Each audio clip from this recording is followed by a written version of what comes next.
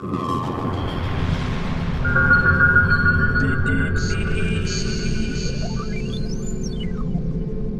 good? It's Black Milk representing Detroit City, shouting out Beatgeeks Weekend Special, BeatEvolution TV. Y'all know what it is, alright? Peace. Yo, new shit. Yeah. Go. It's the one they gon' get live for in the club, man. Matter of fact, DJ, turn it loud up. Turn it loud up. Black Milk from Detroit City, you know what I'm saying, MC, producer, out here in Berlin, perform tonight, you know what I'm saying. We've been doing the Europe run for the new album, No Poison, No Paradise tour, so yeah. So I'm just getting hip to, they was telling me like all the producers that's going on stage tonight to play some music, so yeah.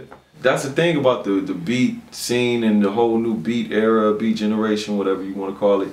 Like it's no limits, it's no boundaries, you know what I'm saying? It's not a box, you know what I'm saying, that when it comes to like making beats, you know, you have so many different styles, from the electronic stuff to the more traditional hip-hop, boom bap stuff to the more like super left, weirdo, experimental type stuff. So, and us as producers, I feel like most producers, we can appreciate all of it, you know what I'm saying? It's not like, you know, I don't know too many producers that just that like one style of beats. You know what I'm saying? Most producers, they're eclectic and they like, you know, all the different styles and you know what I'm saying, and all the different forms that production comes in. You know, I know I do. So yeah, I definitely try to experiment with new sounds and new patterns and all of that. So yeah. I think it's growing, man. Like I would never had expected to, you know, the scene, the beat scene and the beat following to be so big, you know what I'm saying, where you have producers just going to these different venues and, you know, having this big crowd come just to see you play beats, you know what I'm saying, versus, you know, like a rapper, you know what I'm saying, they're just getting their biggest, the rappers these days, you know what I'm saying, and the DJs, so it's crazy, you know what I'm saying. Me being a producer, I think it's dope.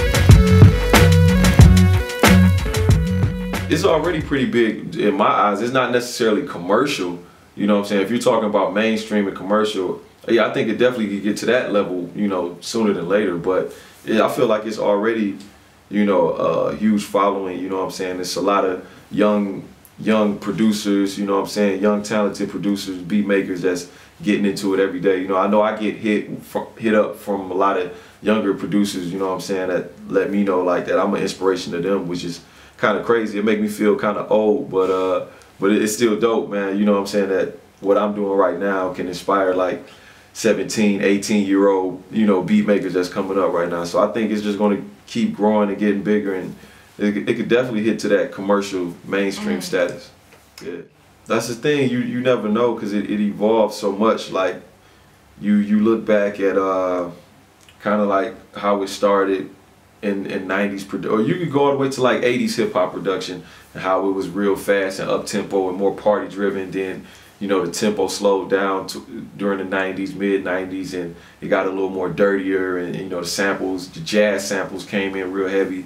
Then you got into like the early 2000s where stuff started getting a little more glossy and people started using more like keyboard based beats, you know what I'm saying. Then you got to the like early mid 2000s where people started doing more of the lo-fi stuff, you know, from like, you know, a lot of people got inspired by the Mad Lib stuff, and of course Dilla Donuts kind of changed things, and everybody went out and bought them an SP303 and started like filtering and compressing their music. So and now it went from like the donut sound to like an electronic type sound. So it just keep evolving, and you just never know where it's going to go next. So I really have no clue like what the next turn is for like, you know, what the next sound is or big trend will be for, you know, the beat community or you know, the beat era, you know what I'm saying. So I know I'm experimenting with a lot of different things, you know, a lot of different like patterns and new like noise records and weird electronic records. So just trying to figure out what I can do progress my sound, you know what I'm saying, to that next level. So like I say, who knows? You just gotta sit back and just watch it evolve, you know. Yeah.